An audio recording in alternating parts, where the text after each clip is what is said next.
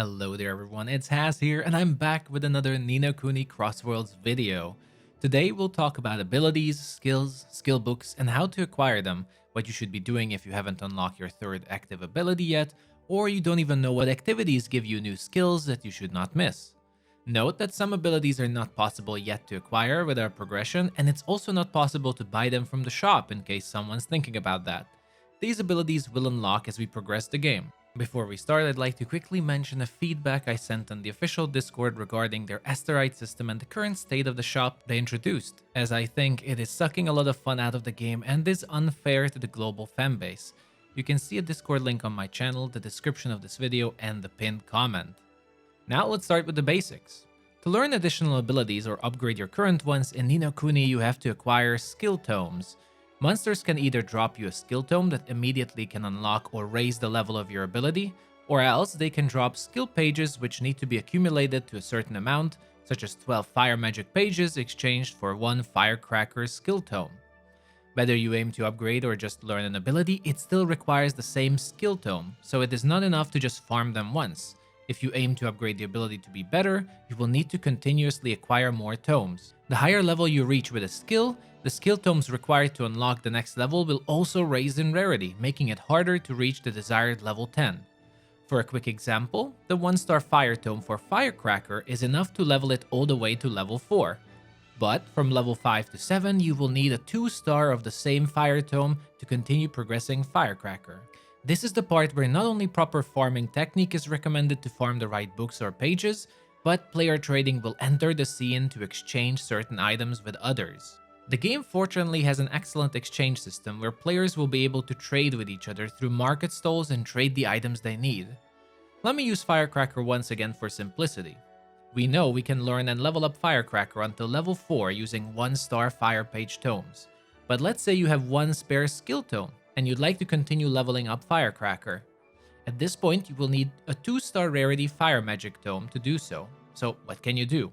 You could create a market stall where you trade your spare fire magic tomes for the predetermined 12 1-star fire magic pages from another player. Then next, you can trade 10 1-star fire magic pages for 2 2-star fire magic pages that you can continue to gather in order to form a 2-star magic tome required to level Firecracker from level 5 to level 7.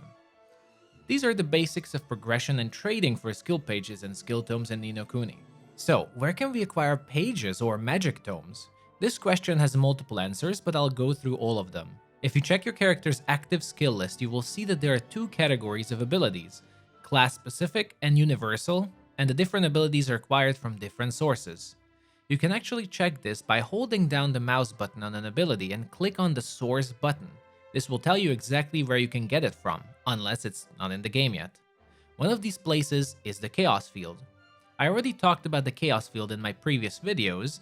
It's your AFK grinding area where people try to level up, farm materials, terite, or gems for their equipment sockets, but it's also one of the main areas to acquire new skills. You can check each monster type on a Chaos Field level what they drop, and each element has a monster that can drop either a magic tome or magic pages. The chance for a full magic tome is really low, so if you get one, you're very lucky. Likely, most of us will be farming for the magic pages instead, but it's not that bad. The drop rate for these are very low, so I recommend setting proper expectations. If I'm lucky, I can get 12 to 15 pages a night if I leave the AI mode on for like 6 hours or so, but depending on your luck, this can still vary. You can acquire several abilities like this in the Chaos Fields, multiple from each element, and even passive, so make sure you check what ability a monster is dropping to ensure you are farming the right ones. Next question that's important to answer is how to acquire the magic tomes in the first place if you only have pages. The number one way is to look out for the traveling merchant Muse around the world.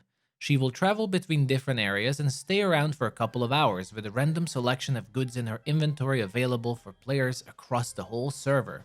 Whenever she spawns, the server actually announces it, and no matter your level, you can pay to travel fast to her and check what she's selling.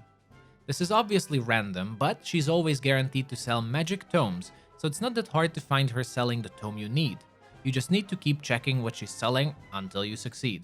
What is important to mention is that the exchange rates for Muse are much worse than it would be to trade with another player. A single magic tome costs 30 pages instead of 12 here, making it a horrible exchange rate.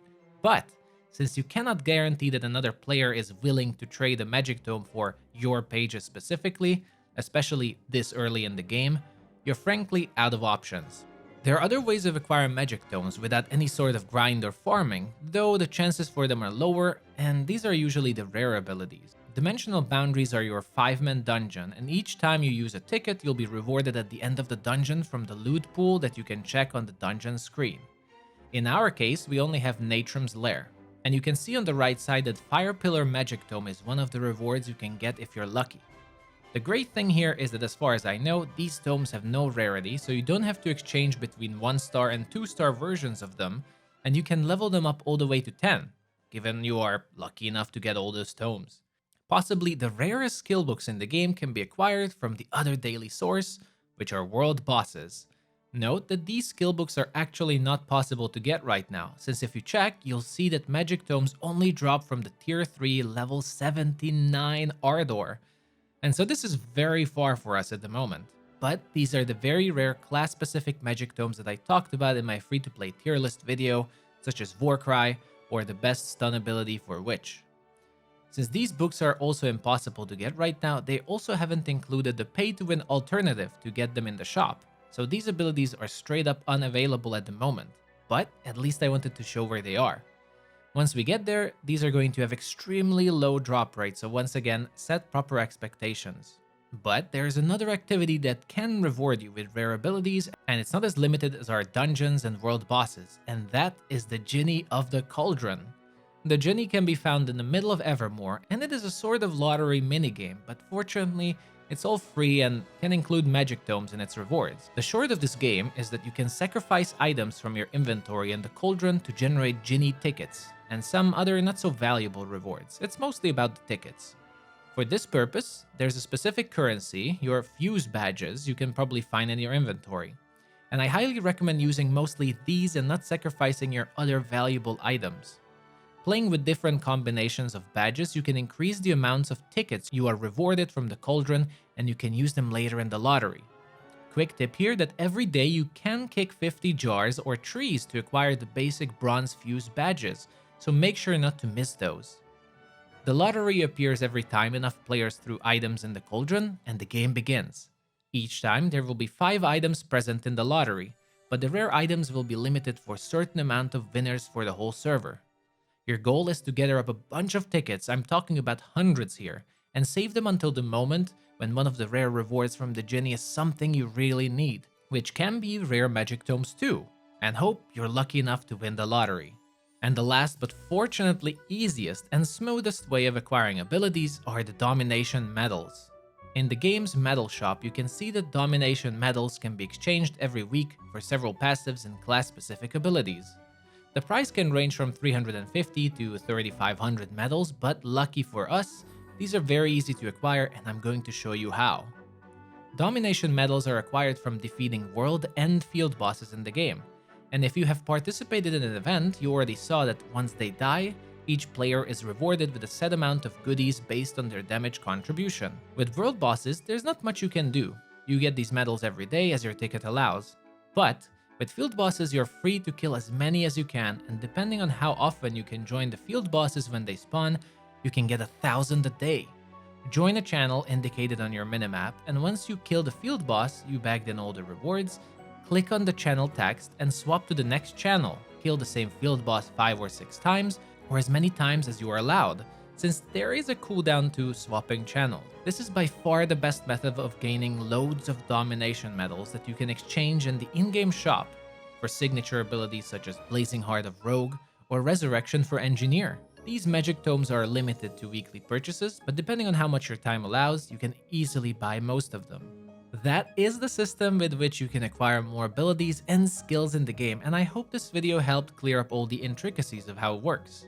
It is definitely a long-term grind, so I recommend pacing yourself properly, not burning out, especially with being always there for field bosses. It can be a very unhealthy mindset to not allow yourself to miss out on them, but it's for everyone to decide for themselves. If you have any questions, feel free to ask here and I'll do my best to answer. Thank you so much for watching, and I'll see you all next time. Bye-bye.